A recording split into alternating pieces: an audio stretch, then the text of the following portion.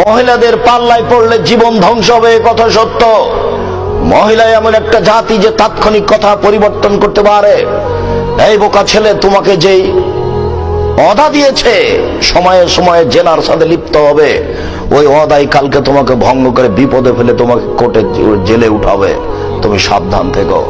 তোমাকে আরো সতর্ক করছি, আজকের পরে তোমার মোবাইলে যেন কোনো মেয়ের নাম্বার আর না থাকে, কোনো মেয়ের সাথে যেন আর তোমার কথা না হয়। তুমি জেনার প্রতিশ্রুতি দিয়ে তার সাথে চলছ। তুমি জানো না জেনা মহাপাপ, তোমার অবৈধ সম্পর্ক আজও চলছে।